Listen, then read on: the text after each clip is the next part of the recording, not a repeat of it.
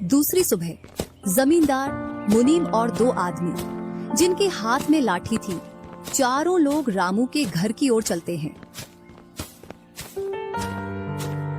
जैसे ही रामू के घर के पास पहुंचते हैं तो जमींदार और दोनों लोग थोड़ी दूर रुक जाते हैं। अरे रामू भैया, बाहर निकलो, मैं पास ही के गांव से आया हूँ।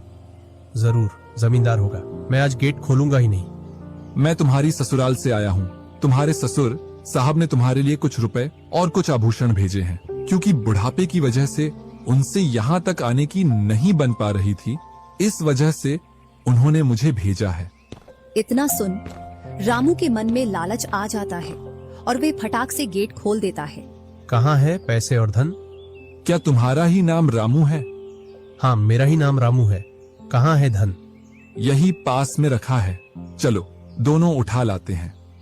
वह मुनीम के साथ चल देता। थोड़ी दूर चलने के बाद मुनीम जमींदार जी को बुला लेता है। जमींदार और दोनों लोग रामू के पास आ जाते हैं। लाओ, मेरे पैसे लौटाओ, ब्याज समेत। मैंने आपसे पैसे नहीं लिए। ये ऐसे नहीं मानेगा। अब तुम दोनों के हवाले करता हूँ, तुम चाहे जैसे इससे पैसे निकालो। और दोनों आदमी रामू को लठ से मारते हैं। रामू चिल्लाता हुआ, अरे भाई रुको, अरे भाई रुको, मत मारो, अरे भाई रुको, मत मारो। इधर वह दोनों रामू में दे लठ लठ बरसा रहे थे। तभी राजू गेट खोलकर देखता है तो रामू पर कुछ लोग लठ से वार कर रहे थे। तो वह दौड़कर उनके पास आता है और बोलता है, अरे भाई रुको।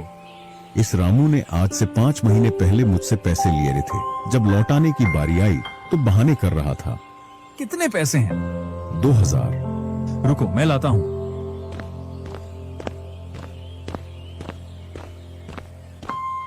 राजू रुपए लाकर जमींदार को देता है और जमींदार और उसके साथी वहां से चले जाते हैं। इधर रामू भी अपने घर में चला जाता है और राजू भी। कुछ दिनों बाद दोनों भाई अपना अपना खेत खोदने के लिए खेतों पर पहुंच जाते हैं। इधर खेत खोदते खोदते राजू दौड़ते हुए रामू के पास आता है और बोलता है, देखो मुझे खेत में क्या मिला है। राजू के हाथ में हीरा देखकर रामू के मन में लालच आ जाता है और वह मन ही मन सोचता है, इसके खेत में तो और भी हीरा हो सकते हैं।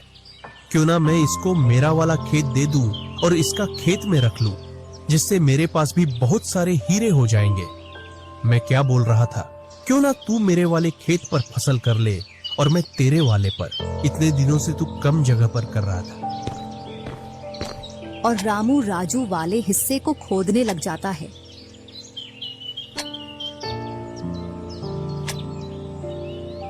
शाम तक पूरे खेत को खोद देता है, लेकिन उसे उसमें कुछ भी नहीं मिलता और थका हारा घर पहुंच जाता है। आज पूरा खेत खोद दिया, लेकिन फिर भी एक हीरा नहीं मिला, जबकि राजू ने खेत का एक कोना खोदा था, उसमें ही उसे एक हीरा मिल गया। अच्छा, आप अगर ऐसे ही मेहनत करते रहे तो एक दिन आपको भी बहुत सारे हीरे मिलेंगे। बातों ही बातों में रामू की नींद लग जाती है। तब वह बोलता है, आज जैसी नींद मुझे कभी नहीं आई। हाँ, अगर तुम ऐसे ही मेहनत करते रहे तो आपको रोज ऐसी नींद आएगी। और रामू उसे वर्ष राजू की तरह अपने खेतों में मेहनत करता है और दोनों की फसलें बराबर निकलती हैं, जिससे रामू के चेहरे पर अलग ही चमक दिखती है। एक दिन चारों लोग साथ में बैठकर खाना खा रहे थे। क्या सच में उस दिन खेत में से हीरा निकला था? हाँ भैया, निकला था ना। जो आज आपके घर में, उसकी वजह से कई सारे हीरे रखे हैं। इतने में ही रामू की पत्नी बोलती है, वह तो नकली था, आपसे काम करवाने के लिए। इसी प्रकार बातें करते करते चारों लोग अपने अपने घरों में जाकर सो जाते हैं। सुबह होते ही तुम दोनों को राजा साहब ने राजमहल बुलाया है।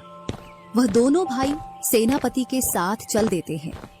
अब पता नहीं कौन सी आपदा आ गई।